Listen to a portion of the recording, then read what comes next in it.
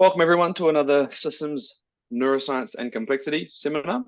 Today it's my great pleasure to welcome Dr. Anton Arkhipov from the Allen Institute. Anton and I actually met only a few months ago while I was sort of blowing through Seattle and stopped by to visit the Allen Institute, as one should when they're in Seattle. It's a lovely, I actually came away feeling very jealous of your work environment there, Anton, because sitting on the waterfront, the beautiful Seattle landscape was very impressive. But Anton was kind enough to take time out of his day to meet with me and chat, show me some of the awesome microscale biophysical modeling stuff he's been working on. And Anton comes from a background in physics, so naturally we hit it off. We had this wonderful chat about neural systems, biophysics, and indeed cross-scale organization. And I found the whole conversation really invigorating, and some of the questions he was asking and the tools he was leveraging to answer those questions really fascinating. So welcome, Anton. Thanks again for taking some more time out of your day to talk to us and show us what you've been working on. And I'm really looking forward to your talk. And take it away. All right. Well, hi, everyone. Thanks very much for the kind introduction, Eli, and it's great to be here. So let me share my screen. There. Okay. Do you see the full screen with the presentation? And do you see my mouse pointer moving? Yep. Good. Excellent. All right. Yeah. So let me speak to you today about the biorealistic multiscale modeling of cortical circuits, and the effort that's been going on at the Allen Institute and in my group in particular for some years now. I'm happy to keep it informal, so feel free to interrupt with questions, especially if anything is unclear. And I'm also happy to answer more questions at the end. You know, we'll talk here about sort of an engineering aspect of it, sort of developing a model from different perspectives and scientific aspect. But also, I think there is a bit of sort of a community building aspect in it, because like any other things at the Allen Institute, we share all our data, for example, with the world, of course, and we are doing the same with models. So I speak to that. The models that we develop are freely available to everyone. The tools that we develop to work on those models are also available, and you know, we're really looking forward to more people leveraging them for their own work. Happy to stay in touch, collaborate, or just help. So yeah, keep that in mind. All right. So just as a brief motivation, you know, ultimately, probably like many of us or all of us, what we want to achieve is some kind of virtuous cycle of experiments and modeling, where experimental data are used in the models, and then models are inspiring new experiments, testing of hypotheses and such. And at the Allen Institute, I'm particularly fortunate to be surrounded by really amazing experimental data. So the way how I like to think about this is when we build models, or just in general, when we think about the brain, the neural system, there are essentially three main components to it, or three main pillars, and that is the composition of the system, the interactions or connectivity, and the function or in vivo activity. If we think about neurons, so it's like what cell types are there, how they're connected to each other, and then what they do in vivo. And fortunately, we have large-scale efforts at the Institute to collect data for all three of those. And then what we're trying to do here is to put them together, integrate this data into models, and then ultimately close this cycle or loop by producing some insights from the models and conducting more experiments. So,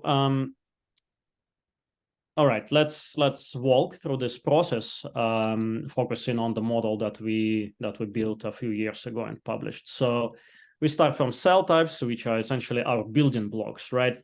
And what had been achieved at the Allen Institute and was very useful for this exercise was characterization of different cell types in the mouse visual cortex, and now actually across the whole cortex, and more recently across the whole mouse brain, using different modalities. So on the one hand, there is the transcriptomic characterization, which is the most sort of high throughput and advanced among all the tools that we have now at our disposal. But then there are also studies in slice where morphologies of these neurons are being characterized, and their intrinsic electrophysiological properties are also being characterized. And this is a figure from one of our papers where we showed a variety of different morpho-electric types of both excitatory and inhibitory neurons. We see that neurons come in different morphologies, and they also have different electrophysiological properties. So when you inject current and look at the step, let's say a step current and response of the somatic membrane voltage to that current, you see quite different patterns. All right, and that can be actually mapped quite well on the transcriptomic taxonomy. And now we also have data using the patch-seq technology where all three modalities are being acquired from the same neurons, right? So ultimately you get morphology, electrophysiology, and transcriptomic identity from the same cell, which is pretty powerful. So I will not dwell on it, but the point is that we have a lot of information for a lot of cells, and then we use that to build our models. We developed methods and sort of a library of cell models where for an individual cell, without making any assumptions about like, well, how we divide them into cell types and such, but for this specific cell, we build a model with that specific morphology, with that specific electrophysiological recording that was acquired for that particular cell. We do it at multiple levels of resolution. Today, I'll be talking about these two. So one is multi-compartmental biophysically detailed level of resolution. However, to save computational expense, we do not use active conductances in the dendrites for those simulations I'll be talking about today. And then there are point neuron approaches, right? So generalized leaky integrated fire type of neuron. All right, so bottom line here is that we have a lot of cells and a lot of models for each of those cells. So it's a library from which we can draw individual models and use them as built-in blocks for our network.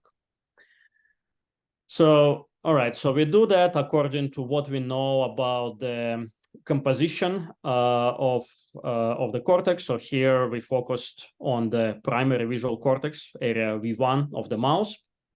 That's what I'll be talking about today. And according to our transcriptomic taxonomy, there are about 100 different cell types in V1, in just one cortical area. However, once you start looking for data, if you want to build a model with those 100 cell types, you find out that even with our approaches, it's sort of underpowered and we don't have distinct data for that many cell types. So we lump them into bigger sort of super types or clusters of types. And for the purpose of this modeling exercise, we used 17 cell classes. So one can think about it in the following way. So in the cortex, in this part of the cortex, there are 5 layers: layer 1, 2, 3, 4, 5, and 6. And in layer 1, there are only inhibitory neurons. For this model, we use just one inhibitory type there. For all the other layers, we are using excitatory, PV, SST, and VIP inhibitory. So 4 classes per layers. So then we get 17 classes. We distribute them according to what we know about their density. And then the model that we build spans all these layers. And then we focus, if we look at the mouse brain from top, so this is the back of the brain where V1 is, then we focus on the central portion of V1. And this is really our region of interest, this sort of circle of 400 microns in radius. So we focus on that. And that's about 50,000 neurons, a little bit more than 50,000 neurons if we take the full cortical depth. But then we added around it also this annulus, so that the whole system is about 845 microns in radius. And that annulus is added to take care of potential border artifacts, because if we just have this sort of inner column or cylinder, then the neurons at the border will have many fewer partners to talk to than the neurons at the center. So we wanted to sort of push that problem further away. Okay, but the resulting model then contains about 50,000 biophysically detailed neurons in this core portion, which is our area of interest. Then there is the annulus also, and which we model with point neurons. And the total model is over 230,000 neurons. So that's actually more than half of all the neurons in mouse V1 with realistic densities and realistic cell types. All right. So now we want to connect all of those neurons to each other. And there are two major methods that allow to obtain such connectivity for this sort of microcircuit level. There is the electron microscopy, which has very high resolution and ultimately can tell you exactly which cell is connected to which. On the other hand, it doesn't have any dynamics. It's a static picture. And on the other hand, we have synaptic physiology, multi-patch synaptic physiology. So at the Allen Institute, we have this pipeline where, again, in slice, cells are patched, but now it's not a single cell being patched, but actually 8 of them at a time. And then, you introduce current into one of the cells, it produces spikes, and then you check, you hold all the other cells and check whether you see a PSP in those cells. And so that way you can map connectivity as well as synaptic properties. So you can get your synaptic weight, you can get the kinetics of the synaptic response, you can get short-term synaptic plasticity, for example. So these are complementary and highly useful methods. However, when we were building our model, most of the data wasn't available yet, or rather there's like bits and pieces were available for it from different studies. And so that's what we used. So we used a very thorough survey of the literature to parameterize connectivity of our model. We looked over literally hundreds of papers very carefully, sort of put that information together to the best of our knowledge. But still, in the end, I think it's a useful model, but I call it a bit of a Frankenstein model, right? Because these are the data that come in from different labs, from different conditions, right? Even if it's all from the visual cortex of the mouse, the mice are taken from different strains, different ages, experiments are performed at different conditions, but sometimes we couldn't find data from the mouse V1, right? We had to use other cortical areas for certain connectivity matrix elements, and so on. And then there is actually quite a bit. So what's shown here in white is we simply don't know. We assumed it to be 0, but we don't know. So that's the best that we could do. So we use this to put together the connection probabilities, also with distance dependence, synaptic weights for these different cell types, axonal delays, and then synaptic targeting of dendrites. Okay, so now we have our cells, we have connections between them. Now what we want to do is to provide the inputs, right? Because V1 does not exist in isolation, and ultimately our goal in this modeling was to be able to run computational experiments ideally very similarly to how our experimentalist colleagues are doing that, right? So if they want to show a movie, a natural movie or some kind of drifting grating or whatever to the mouse, we want to be able to do the same. So to do that, we approximated this primary optical pathway to V1 by a simplified model. So of course, in reality, there is a lot of complexity in the retina, which then, so it receives photons. The output are electric signals that travel to the thalamus, to the lateral geniculate nucleus, or LGN, and from there to V1. But there is a lot of complexity. We didn't have a lot of the data. So instead, we replaced this whole pathway by a single layer of filters. These are filters that operate in the visual space, just like basically, a lot of the vision deep networks do these days, right?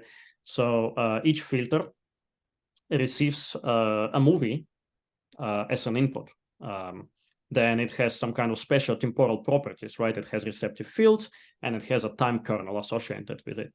So it processes that parts of the movie that its receptive fields are telling it to process. And on the output, the filter produces a firing rate, time-dependent firing rate as a response to this movie.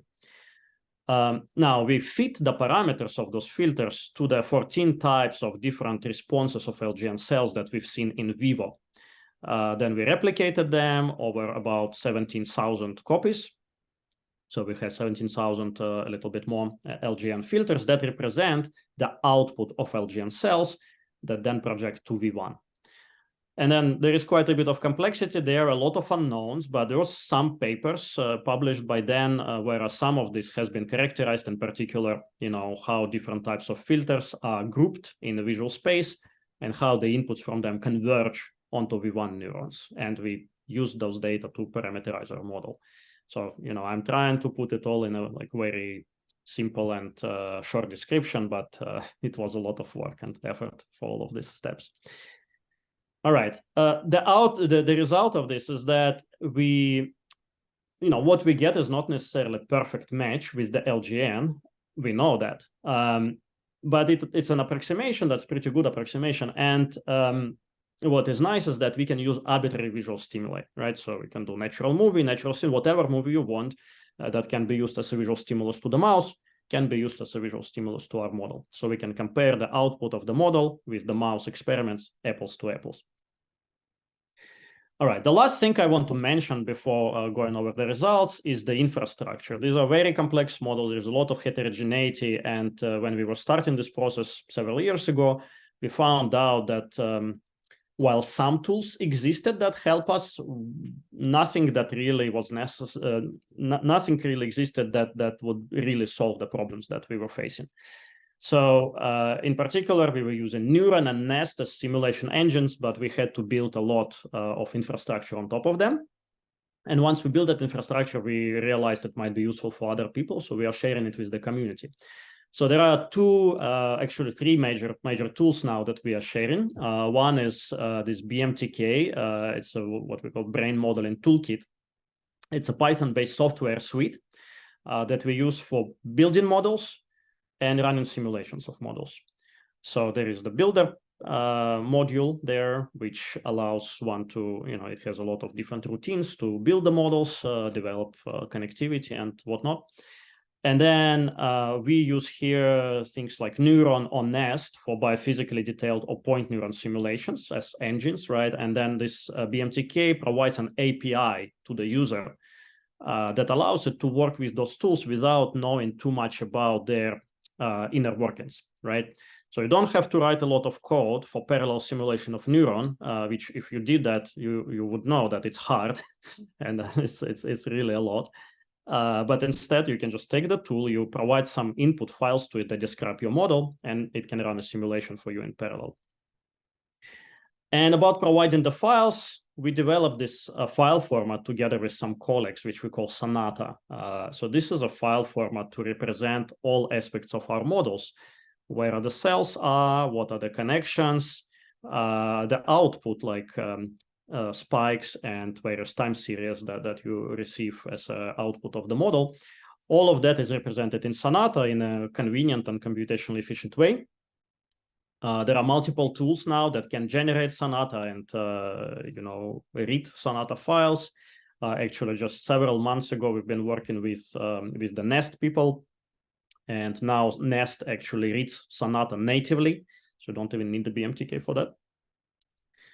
So for us, it was essential. We cannot pass around our models as code. It's way too complex. We have to pass them around as files with all the details being carefully tracked. And then finally, we have this visualization tool called VND, or Visual Neuronal Dynamics, which is a program to do 3D visualization of our networks. As I'm at it, let me mention that with all these tools, we actually have a grant from the NIH to support the development of these tools, and a part of it is a workshop that we conduct annually.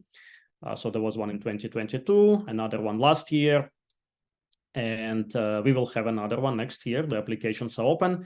So if anyone wants to learn more about our tools and using our models, you are welcome to come for a couple of days. Next year, we'll probably do 3 days. Yeah, so it's great to have people come and learn with us. All right, so now to summarize everything that I was telling you, let me show you a movie.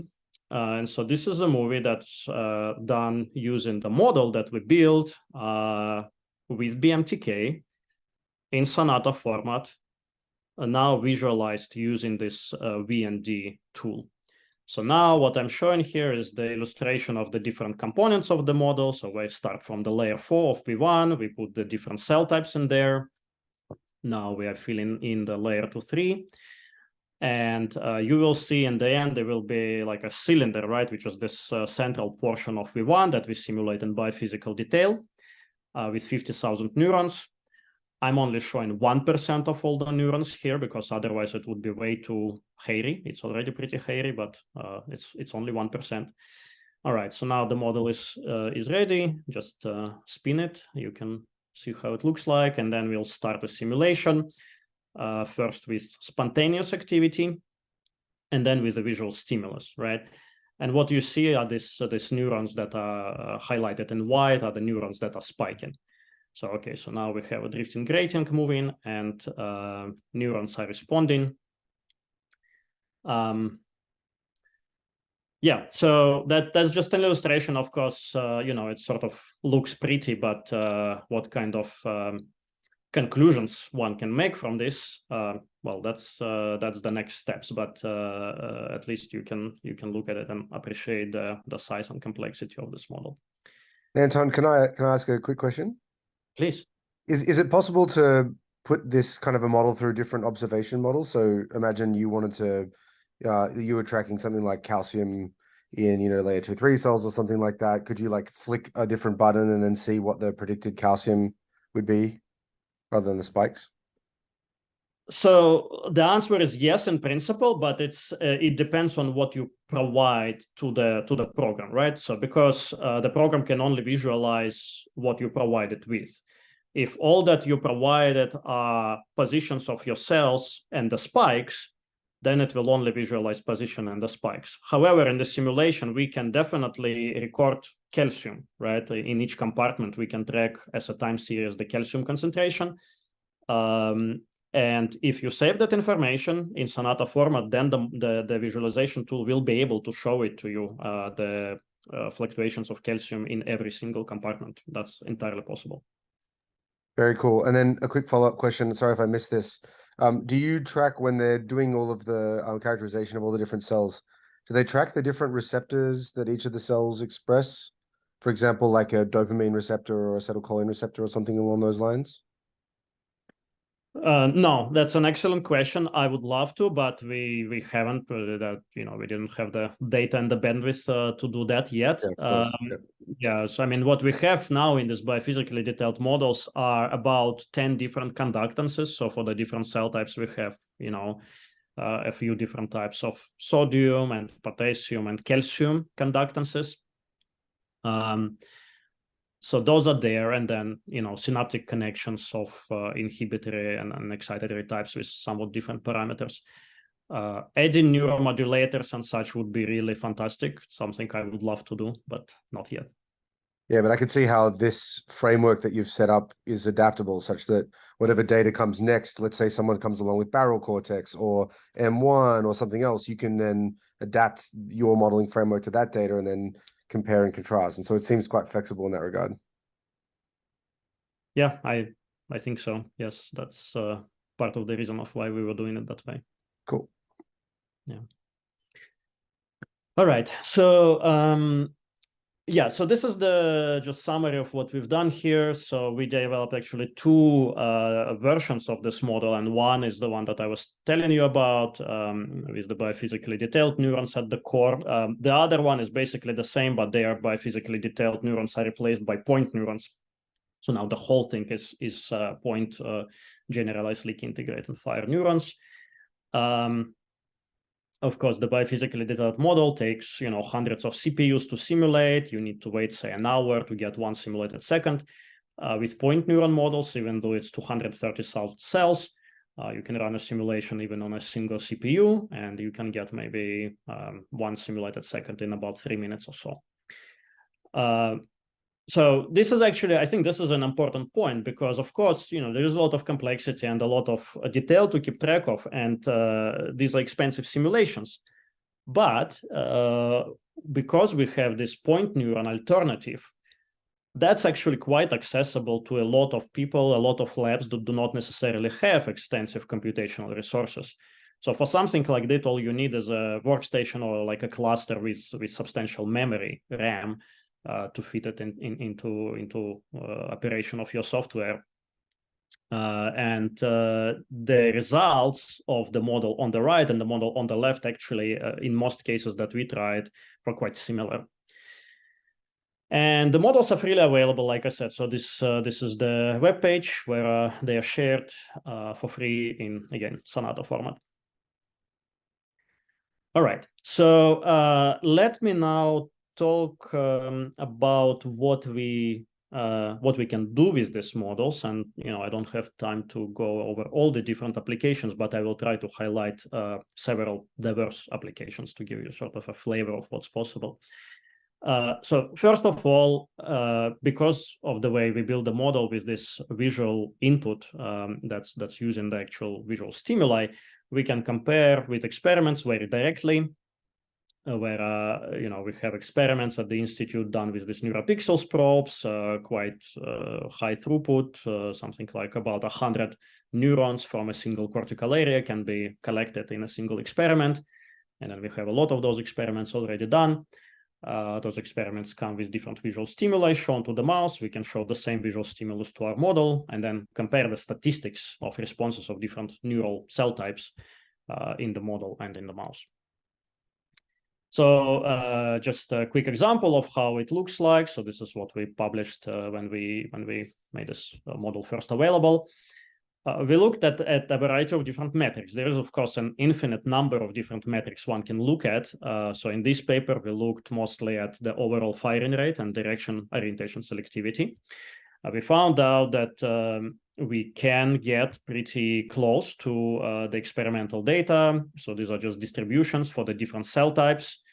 So excitatory, and then PV or fast spike in inhibitory, SST and VIP inhibitory. We didn't have the data back then, but blue and orange tell you the distributions for the biophysical and the point neuron versions of the model.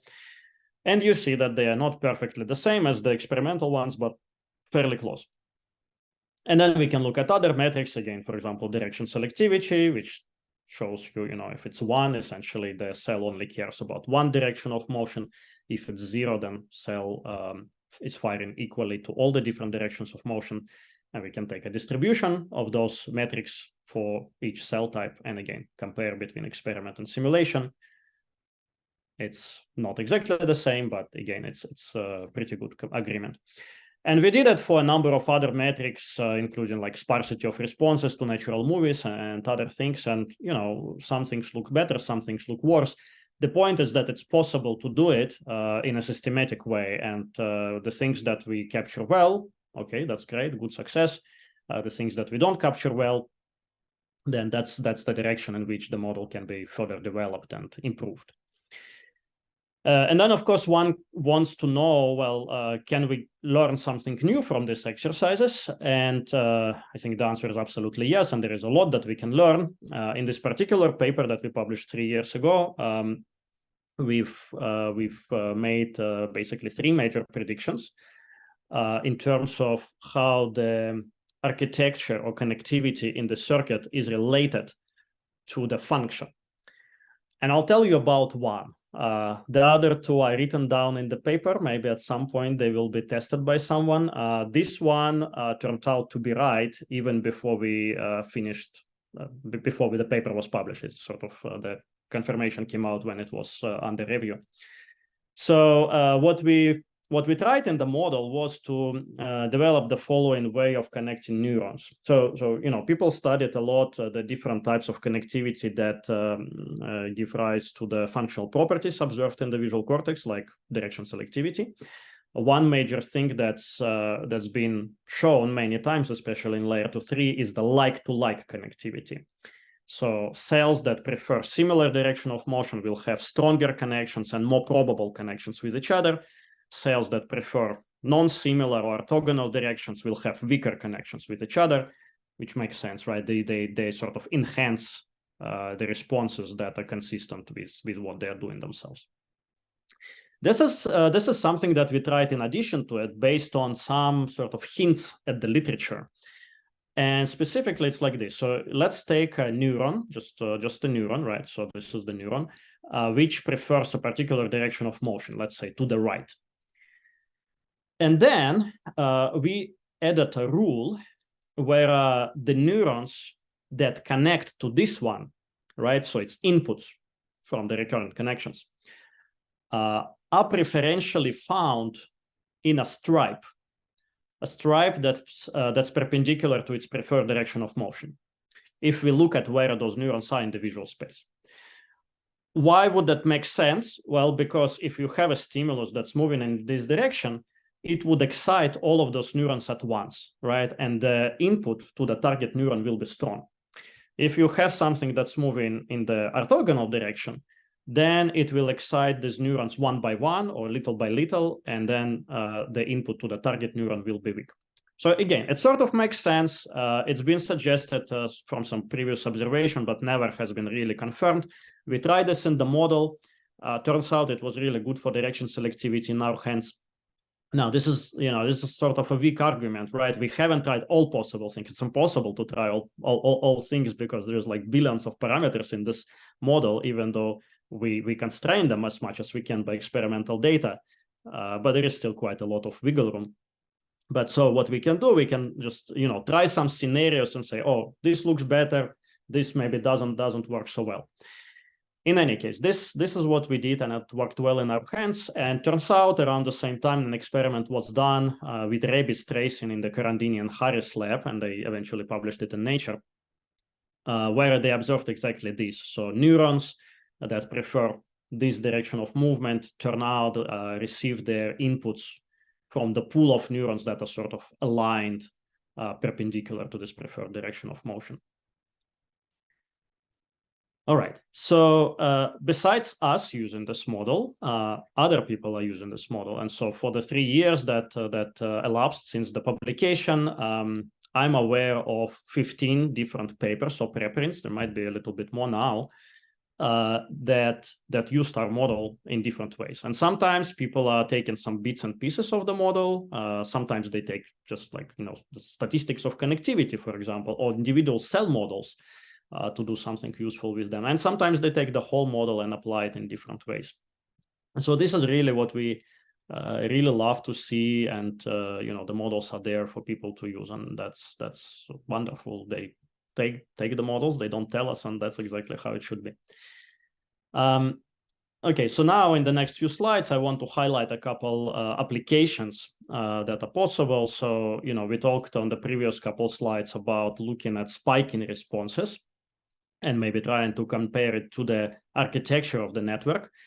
But there are other ways to use this model, and I want to highlight 2 of them.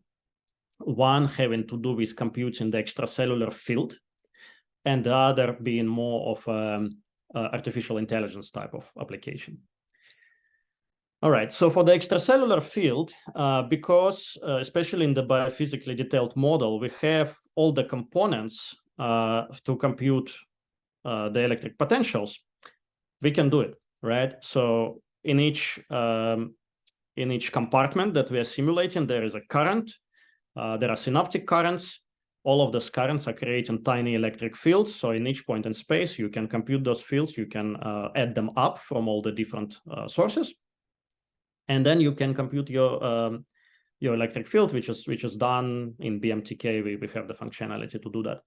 So in essence, you can reproduce the experiment where you insert a neuropixels probe in the actual mouse brain. You can do the same in our model. And on each of these electrodes, you can compute your electric field. You can process it the same way as done in experiments. So for example, you can low pass filter it and get the LFP, the local field potential. And then you can convert your LFP into the current source density, or CSD. And you can compare it with the actual data in vivo, for which we have a lot of recordings, again, using the NeuroPixels probes. So to make a long story short, we did a study on this in collaboration with Gaute Einevold in Norway, with his lab. And this paper just was published in eLife a few months ago. And what we focused on there was to reproduce this sort of canonical pattern of the current source density, or CSD, in response to the onset of visual stimulus.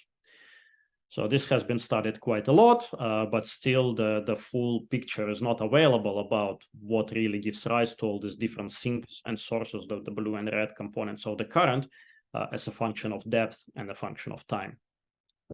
What we found in this model was that we can reproduce it well, but we only can reproduce it well when we added feedback from higher cortical areas to our V1 model. Remember, our V1 model is just the V1. Of course, in reality, it doesn't exist in isolation. There are all kinds of interactions that it's engaged in with the rest of the brain, including cortical feedback. And before we added it to the model, we weren't able to reproduce this experimentally observed pattern.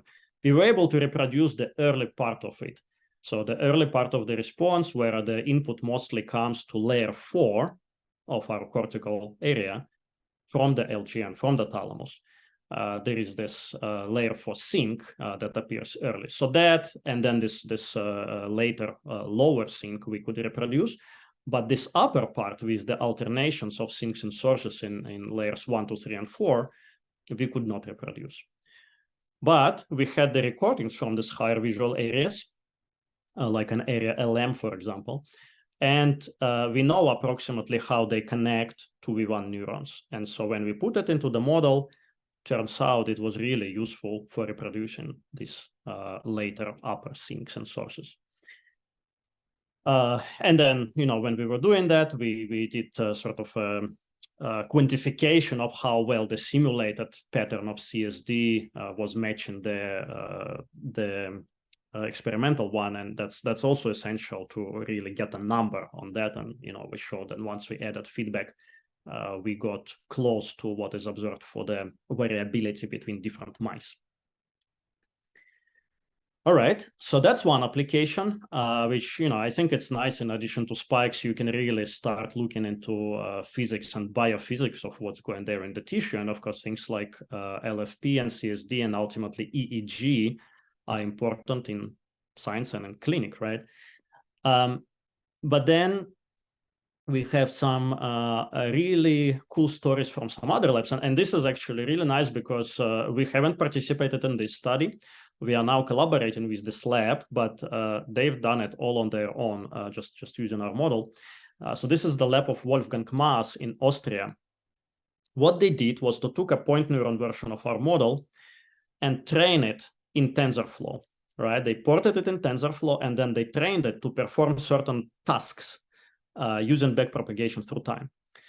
So they actually trained one model to do 5 different tasks. So for example, orientation discrimination, image classification, right? This hand-drawn MNIST images, so recognition of which one is which. Then change detection, it's either an image is flashed and then you have to detect when it changes from one image to the next, or the changes in the orientation of the static ratings. And then finally, this evidence accumulation task where there is a linear track. The mouse is running on the linear track in virtual reality. There are some cues that appear on the left, on the right. And if there are more cues on the right, it needs to turn right to get the reward. If there are more on the left, it needs to turn left. So the model can do all of these tasks just like the mice do, which is really cool. But what is even more interesting is that then they analyzed how the model does it. And they compared the model with the more regular AI approaches, and they found that somehow our V1 model was learning faster and needed fewer training epochs to reach good accuracy compared to either the versions of V1 model where certain components were taken out, or this recurrent spike in neural nets that didn't have that layer and recurrency structure that we use based on the experimental data. Not only that, it was also more robust to noise. So in this task, the handwritten digit recognition, they provided images that were corrupted with different levels of noise, and the accuracy of the artificial neural nets went down much faster, like almost 2 orders of magnitude sooner than for the V1 model in terms of how resistant it was to the noise. So there is a lot, to dig into here. There's like a lot to understand, and I'm sure one can find AI solutions that are probably better than our model. It hasn't been optimized for any of that. It's just sort of getting out of the box. But it's just, again, another very interesting application. All right, so let's see. Maybe let me ask you, how much more time do I have? Typically we go for an hour, but like, yeah, if people have to drop off at the hour mark, which is 15 minutes from now, that's fine. But I'm happy to hang around for a little bit more. So just take your time, walk us through what you've got planned. All right, well, I don't have much more left, so maybe I'll try to wrap up in about 10 minutes or so. I just want to make sure there is still time for questions. For sure. So I want Sounds to tell you a little bit more about the new directions of work, what we are working on now since, a couple of years ago. So specifically related to this model, the major work is happening in terms of improving it, because now we have the new data. And I'll just give you a little bit of a flavor of that. So first of all, now we do have the electron microscopy connectomics working. It's so the Allen Institute acquired 2 cubic millimeter reconstructions of mouse V1 with electron microscopy. However, these are not complete reconstructions yet. The data exists, it's segmented. The hardest part of it is so-called proofreading, to basically make sure that every neuron is complete and the axons are going where they're supposed to be going. So that part is not completed yet, but there is data already for thousands of neurons that one can use. And that's a really an impressive and very exciting data set. And another one is this multi-page synaptic physiology data set that I mentioned last time. And again, when we were building the model that I told you about, we only had a little bit from it and had to rely on papers otherwise. But now we have a data set that's, that's been shared with the community for a few years, was published last year. And there we have synaptic properties and kinetics for all major types of connections within layers that we use in our model. So we are introducing this into the model, and just a few examples. So for example, the electron microscopy data set gives us the total numbers of synapses per neuron, which we find out there is a broad sort of skewed distribution of that. Synapse numbers and variability per connection, where a synapses target the dendritic error. We had all of this in our model before, but based on sparse data in the literature now, the data is much more rich and much more reliable. So to give you an example of the variability and diversity that we are seeing, this is, for example, 2 cells of the same type, a layer 6 basket cell, or essentially a PV, most likely a PV inhibitory neurons. And one of them has 3,000 synapses on it, out of which 28 are from other basket cells. And another has almost 12,000 total synapses with 82 presynaptic basket cells, right? So there's a huge diversity. There is this distribution that we can get for the different cells. And that's something that we didn't really have in the model. We had some variability in the model, but it was not nearly as much as this. For some reason, it's there in nature, so we want to put it in and see how it works. Another example is the connectivity from the thalamus to V1. So this is a picture from the electron microscopy volume, where we look at just 3 of the basket cells in layer 4 and look at all the LGN connections to them that we can track in that volume. That's probably not all that are there. And you already see that it's like super complex, right? And then from this, we can get connection rates to target populations, spatial distributions of projections, synapse number distributions. And we see that as like once we start using this new data, it's actually quite different from what we assumed before. So this is just the number of LGN synapses per cell normalized to layer 4 excitatory cells, right? So if it's 1 for layer 4 excitatory cell, then say, layer 2, 3 excitatory cells, it's much less. And the blue one is our old model. And orange is what we get from the new data. And as you can see, it's much more. Some of the cells for which we assumed that the LGN does not target them, now we know that it does. And so it's just more diversity here. The synaptic physiology data gives us information like this. So, it's for every cell type, we have the probability of connections and then synaptic properties. And what I want to show now is the difference between the new model and the old model, right? So we take this connection matrix, we look at just at the layers, so layer 2, 3, layer 4, layer 5, layer 6. And now what I'm plotting is the ratio of the connection probability between the old model and the new one. And you see a lot of blue and red here, and the numbers tell you how different ratio is. And we see numbers like, some connections we assume to be there, our data suggests there are none.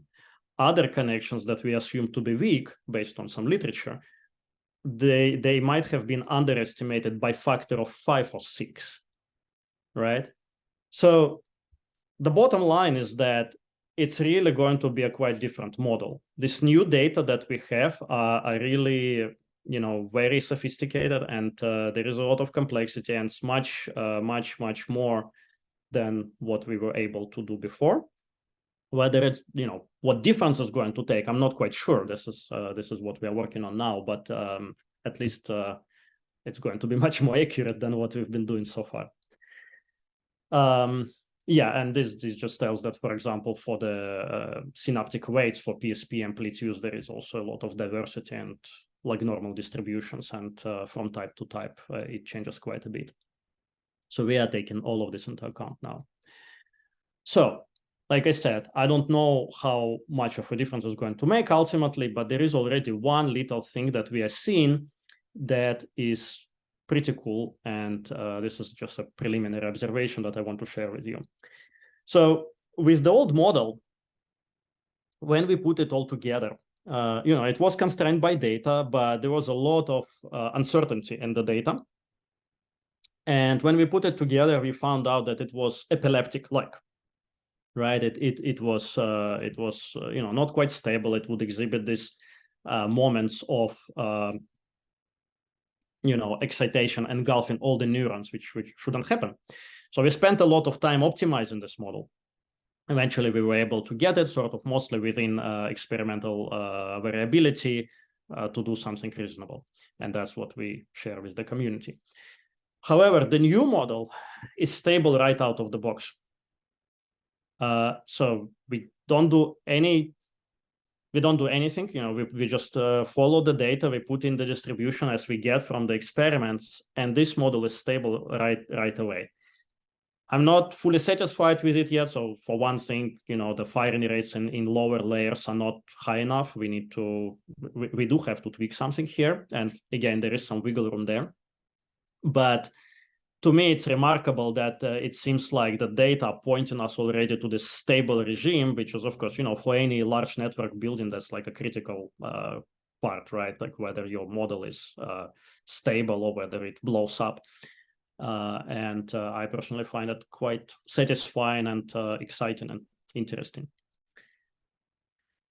All right, so I think that's all I wanted to cover. So to conclude, I feel like we are at a relatively special point in time now, actually, for people like us, for people who like to do modeling, because of a lot of the new data and tools that are available. And it's not just us, of course, at Darling Institute who are doing this large-scale modeling. There are many others, and a lot of very interesting work being done with less detailed models for sure. But a lot of it, I think, is driven by this better understanding of the neural circuits and their cell type composition and properties and so on. And so what I think is that now we're at a position where these new data sets will increase the accuracy and predictive power of models. We have the tools that are available, produced by us, but also by others. Models are available, shared, like we do. Other people do that too. And we were talking about these different types of models. So for point neurons, for example, even with hundreds of thousands neurons, computational expense is in principle not that bad. And so my hope is that these multi-purpose models, together with theory and experiments, will help advance our knowledge of the brain. All right, so with that, I'll finish and thank the founder of our institute and acknowledge a lot of people who've done the work for modeling, but also acquiring the data. And thank you very much for your attention. We will have to do Zoom claps. Thanks so much, Anton. That was awesome. Super cool to see it all laid out and get a feel for sort of the different angles that you're taking and the new data sets and stuff, I might just just open up with one question. I was curious, like at the end here, right, you've got these two connection probabilities, like one from your earlier model and then the refinement with the new data that was coming through. Like, is there some intuition you can glean from being able to compare those two models? Because obviously in the former model, you're able to recapitulate the current source density time series that you see empirically, over like a few hundred milliseconds. Are you then able to go back through and say, well, here's the more detail or the more accurate connection probabilities, and then say, well, what about the original connectivity probabilities was able to capture that CSD time series? Because obviously that's the principle of organization that explains the time series, right? And then now you've got this richer one, or maybe it's something to do with the optimization protocol that you've implemented. Like, to me, there's just a bit of information there that could be unpacked. Like, you could compare the two and say, well, we actually could capture these empirical observations, but not these other ones. And that's because in the earlier model, we had this feature of connection probabilities, this principle, and that's also conserved to some degree in the later, more accurate and indeed more connected, I think is what I saw, connection probability matrix. Anyway, what are your thoughts on that? Yeah, that's an excellent question. So I will say a few things. So first of all, just looking here, right, what I'm showing here, looking at the differences between the new and the old connection probability. So what seems to be going on there is that with the better data, the new connection probability matrix shows that there is less excitation, less recurrent excitation than we thought there is, more inhibition, at least of excitatory cells. So that's probably one of the main drivers of the stability. And then there is something interesting going on in certain layers with this, inhibitory to inhibitory interactions between the different cell types, which involves the PV, SST, and VIP cells. And that, there's been experimental studies suggested that these sort of interactions are crucial for all kinds of things, from gain modulation to generation of oscillations, to like cognitive switching. And so, my hope is that with the better, more correct connectivity metrics, maybe we'll get closer to describing those phenomena that have been that have been studied and where people think that these sort of interactions are involved. More generally, so like you asked, Eli, so what about CSD? We already showed that we can reproduce CSD pretty well, or that we can reproduce direction selectivity pretty well. So that's the problem, right? Like we are getting the new model. Is it going to be as good as the old one in reproducing those metrics? I'm sort of sitting there anxiously and hoping that it won't be at least worse. But I think, ultimately, I think it should be able to reproduce at least some of those metrics pretty well, maybe with a little bit of optimization. I think ultimately it comes down to the fact that these are highly, highly redundant, highly degenerate networks. And we know this, right? We know this from the work of Yves Marder and others, that even for very simple networks, even for individual neurons, you can get the same result, the same functional activity with very different parameter sets for a given network or neuron. And I think that's what we are seeing here. All these metrics, they probably can be reproduced by multiple instantiation of such network with many different parameter values. And maybe that's even how the brain works. Maybe, we have, 100 mice and they all show some kind of similar metrics on certain things, but the organization of the networks might be somewhat different actually between them, but still produce more or less the same result. So I think that's actually something we want to study. We'll see how far we'll be able to get with this modeling work there, but yeah, that's an interesting question to explore. Yeah, awesome. Have you thought about applying any coarse graining techniques to the model and to the data in parallel, or even looking at like more mesoscopic scale models and trying to parameterize them in those scales? Yeah, absolutely, we have. I would say this is not the major direction of work for MyLab in particular, but this is something we are interested in, and we are happy to collaborate and work with others. We did a little bit of that ourselves with with a particular data set using some observation for the visual behavior of the mouse. Let me see if I can maybe add a link to chat about this. There is a recent bioRxiv paper where we used like a SSN, the stabilized superlinear network model with just 4 populations to model what's going on in layer 2-3. And ultimately, that's something that we can connect. We actually have done some work already on connecting that with the, with these detailed networks. But yeah, again, with every coarse graining, there is, of course, so many different ways to do it. And it's, I think it's always a little tricky to see how that connection can be done in like the most systematic and unambiguous way. But I think it's very important. That's, yeah, we need to be doing this. It's much easier to extract meaning from smaller, simpler networks that you can understand than from these huge models. Yeah, for sure. I just think like, yeah, you could even pit different coarse graining techniques against one another, both empirically and in the model, because you have a ground truth, right? So that you can compare, like perhaps you're able to say, well, this coarse graining technique makes no sense in the context of the visual system because X, Y, Z. Absolutely. Yeah. No, it's, I think it's a very interesting direction. There is just so much to do there.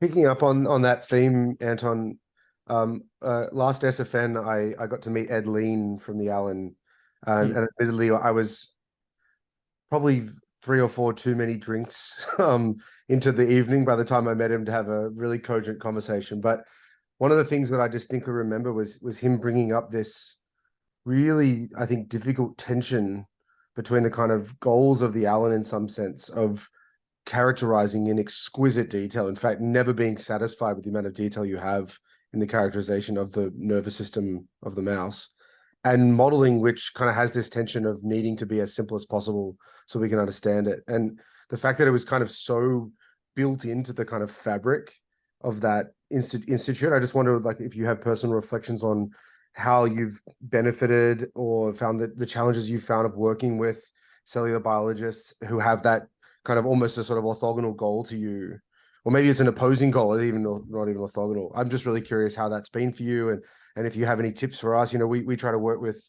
people that have lots of different backgrounds. Some are cellular neurophysiologists, some of them are human brain imagers, and all of them, I think, share that same interest in pushing their technique as far as you can, but it's often at odds with the modeling. And anyway, I'm just really curious what you think of that space. Yeah, thanks for that question. And by the way, Ed is really great.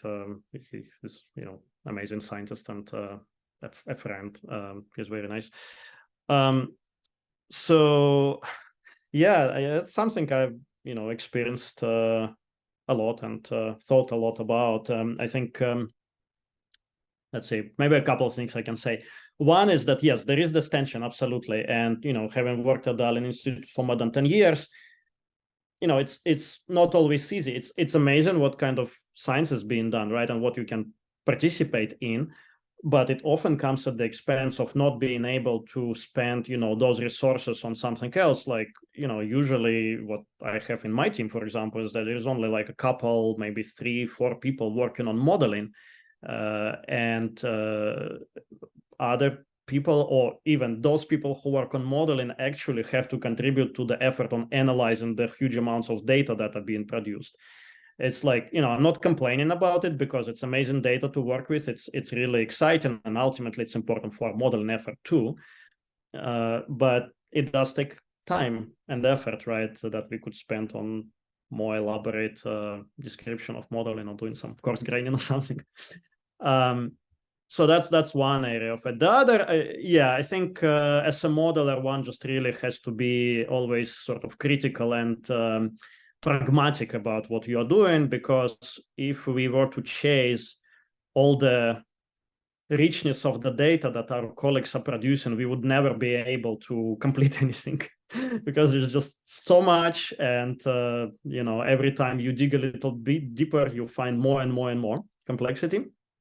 And so that's why we are making those trade-offs, right? We are not using 100 cell types, we are using 17. We are not using all the information that we know about how the synaptic connections are organized, or how they work, and so on and so forth. We use simplifications. Yeah, just try to solve the problem in the simplest possible way, but not simpler than necessary, whatever that quote is. And that's why I also think the coarse grainings and more simplified approaches, they're really, really useful and super important. Like in my group, we've started really focusing on biophysical models, biophysically detailed models, but these days we work a lot with point neuron models. Vast majority of work that we do is with point neuron models, because we found out that they a lot of the responses that they produce are very similar. So, and they're much cheaper. I echo, that was a great answer, and I think I echo your kind of conclusion that at the end of the day, there's not going to be like an answer that ends up being like, oh look, we can stop now, we've figured it out. It's more about a conversation between the different specialties. This group can give this kind of an insight, this other group can push back with this level of detail, and then the proof's in the pudding in a way, right? Like let's say you get a model with your 17 cell resolution V1 column, which I think is already super cool and super detailed. But then someone comes along and says, actually, it turns out that if we, optogenetically inhibit 17B versus 17A, the animal can or cannot do this thing. Now the challenge is on you. Can we add that to our model? Can we explain why it was that function was enabled by that partition? And so even just having something where we can come together and have that conversation, I think is a really, really huge step forward. So I'm really excited by these kind of modeling efforts, and eager for us to kind of try to figure out how we can come to terms with the complexity that you have in your models. It's already orders of magnitude more than what we've been dealing with in our models in some sense. So this is really, really cool work, man. Thank you very much.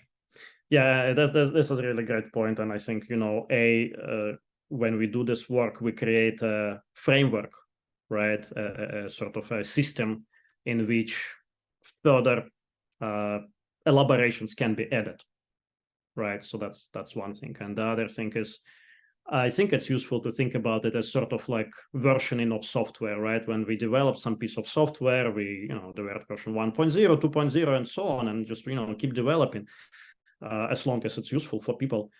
Same here, we develop version 1 of our model. There will be version 2. If we feel like it and seems useful, we'll do more. One doesn't have to say that one of them is is the ultimate one, right?